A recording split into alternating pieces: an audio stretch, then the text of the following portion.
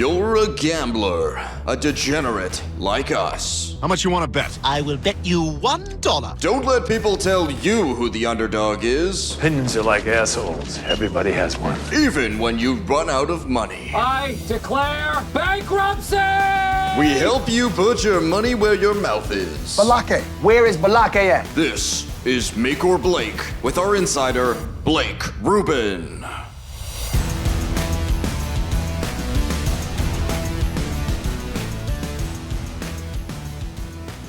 Welcome back to Make or Blake here on the Smitty and Middy Show. Back for another week here for your betting picks. Smitty, Middy, and Blake joining you. Last week, fellas, Blake, 1 for 3. You're a betting expert. Not really a good showing for you. What's up with that? Yeah, because we all predicted that the Steelers would have easily the worst performance of the season going in, right? We all predicted that Ben would suddenly not seem like he's pushing, mid or early 40s, but rather early 80s, it looked like. But I got a little bone to pick with how we did a certain video on the show's Twitter page, which you can go follow. There's a mini clip of me putting my emphasis on the Steelers winning that game. We all know in hindsight now that didn't happen, but the music you chose under it, man. But as the proud Jewish man, I idolized Larry David, and that was such a prime opportunity to have the Curb Your Enthusiasm theme in the background, and you didn't go with it. You were Mike Tomlin on 4th and 1. You didn't go for it. Well, hold on. We do submit these for approval between all of us before they go to social media, and I didn't hear any bad things, so this really isn't my fault. Also, I was in the start of that clip as well, saying that the Steelers money line is a lock of the week. So if anything, we should both be embarrassed on that one. All right, that's fair. We'll share the shame along with the rest of the Steelers. Well, talking about shame, Middy was 0 for 2 last week. His Bills winning the AFC is still in the air, so we'll see if that one goes through. But 0 for 2, Middy, that's not a great start. Well, first of all, I'm very happy to be back next to you. Thanks for welcoming me back into the studio. Yep. Before you just take a jab at me. But I mean, the Tennessee Ravens game was a really good game, and it kind of hurt me to watch the Ravens dance on the Tennessee logo, even though I don't care about Tennessee really. And I don't even remember what my other pick was. So what are you going to do? Nothing. So this week, last week I did a lot of research. This week, no research. He's just flying my pants. He's just going right at it this week. So let's get right into it, Blake. I'm going to start with you, see if you can do a little bit better this week. And what do you got for us in terms of picks? So I'm still not having confidence in the Browns, especially going into Kansas City. Good for them getting that playoff win, but you're up against the defending Super Bowl champs. I have Patrick Mahomes on the over of 3 touchdowns. There's not much you can say here in terms of the reputations of these two teams. Obviously, both are on the come up. Well, KC, defending Super Bowl champions, but the Browns are not that bad a team either. The thing with this is, though, Cleveland is such a first half team, which we saw against Pittsburgh, and they almost did the exact same thing up 38-7 against Tennessee earlier in the season. The Chiefs have become a second half team where if Mahomes is starting to struggle in the first quarter, out of nowhere, they just hit that stride that they've made their trademark in the second half. Remember, we're coming up on the 1-year anniversary of when they were down by almost 30 to the Houston Texans in the first half of the divisional last year and ended up scoring almost 50, or I'm pretty sure it was over 50 unanswered points to take that game in what ended up being a rout just on the opposite side. The second bet I have is the Packers money line. Aaron Rodgers looks like, his last 2 prime MVP forms. I think he'll get his next MVP this season.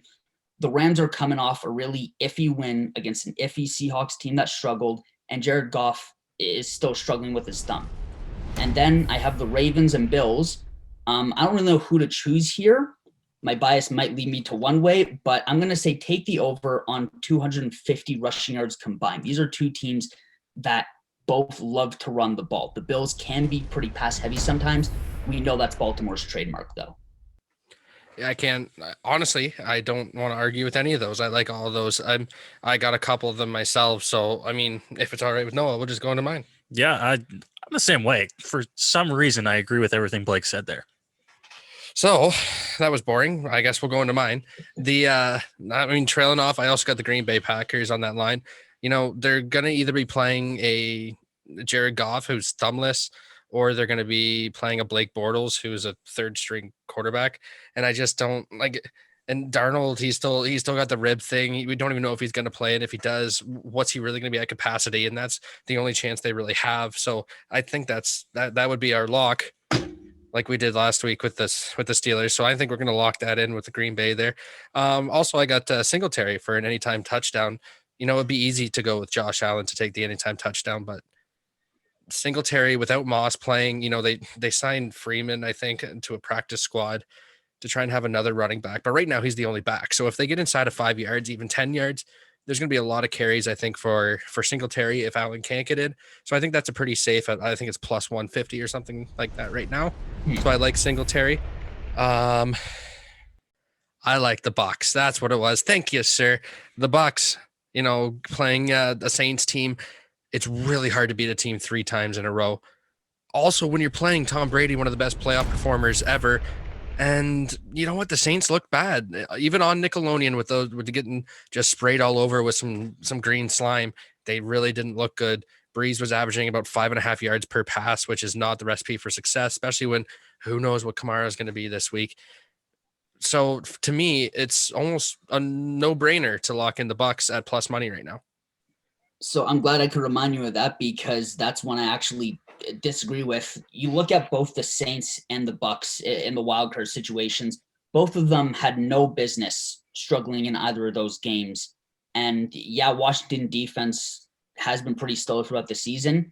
They were still going with, obviously the hero of the game, even though they lost Tyler Heineke, if I'm even pronouncing that correctly.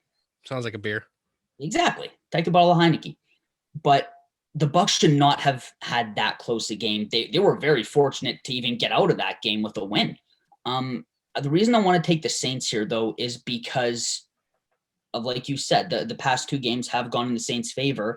And the last one was that 38-3 shellacking by New Orleans. That was the first game in over 15 years that Brady had no touchdowns but threw multiple picks. I feel like that could get in a guy like Brady's head. We already know how ultra competitive he is. The first half of this game could really set the tone. And also Michael Thomas has now found his touch after he found the end zone for the first time this season for New Orleans. Brees might be healing from his injuries. We don't know still how severe they are. I would take the Saints in this one. I'm not against that, but it's a game that personally I was thinking about staying away from, but it was too enticing for me to draw on. It's actually one of my picks. I'm taking the Bucs to not necessarily win the game, but I think they're going to cover. I believe the spread is at 3 right now, depending on the sports book. I like the Bucs in this one to at least make it close and at least make this a really tight ball game. My other pick, Mitty was giving me a little bit of shit for this the other day for taking the quote unquote easy picks, but I'm going with the Bills money line again this week. Worked for me last week, and it's really hard to cheer against the Bills right now, in my opinion. So Bills money line. The other one I'm taking is the Browns against the spread. It's a 10-point cover right now, and I think the Browns, if they can, ride off some of that momentum last week, I think they can make it close again. What I think. Sorry, what I think we really overlook here is that when you look back at it, that Pittsburgh game was actually kind of easy to predict. And I mean, not fully, but Pittsburgh was such a flawed team. The Browns coming off of a pretty decent season, and they just looked like the Browns, and Pittsburgh looked like Pittsburgh did for the past 5 games. Yeah, and I think that's the thing you got to realize with AFC North teams. A lot of the times their reputations can be deceiving. And speaking of the AFC North, I know it's hard to root against the Bills. Fortunately, with my bias, I'm actually able to do it. Oh dear. Rather well. And yeah, I got kind of a Rudy meets a Dark Helmet from Spaceballs thing going on here. It's really too big for my head, but I'm still going with the Ravens on this one. The Ravens had this identity that Lamar couldn't win the big games. The defense couldn't hold up in clutch situations. The run game, if it wasn't there, it wasn't going to work. Thankfully for them, the run game was there. You also look at how the Colts played the Bills. We talked about Washington making that into a game. Frank Reich was coaching horribly throughout that game for Indianapolis, and yet they found 2 of the Bills' biggest weaknesses. They had trouble covering the box against the tight ends, and they had trouble stopping the run. The Colts had 2 different rushers get over 70 yards. So, if you have that problem with a run, game, what do you think arguably the best run team in the league is going to do to you? So I'm taking the Ravens here on the money line. Lamar goes to the AFC Championship. And I don't have to wear this helmet for a super long amount of time. So two things there. One, I mean, the Colts defense was one of the best defense in the league, and they were able to hold down the Bills offense for a half, and then they kind of exploded. I mean, there was a fumble, like it really shouldn't have got to where it was. There was a fumble that I think everyone in their right mind saw that it was a fumble. I don't know what the NFL saw to make it not a fumble. So I think that game, you know what? The Bills are just too high flying of an offense, and I don't think the Ravens have the defense. So there's that. For two, I think I would like to formally announce that we are in the market for a new betting guy.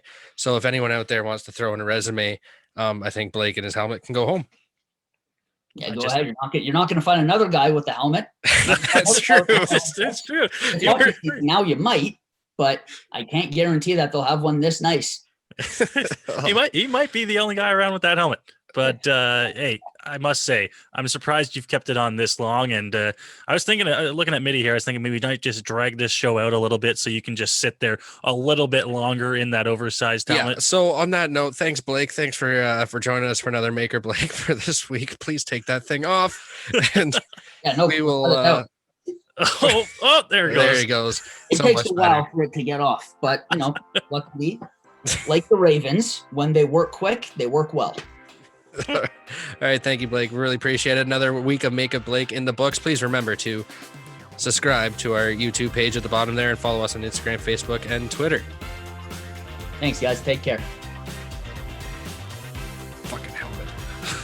This is a size 3X.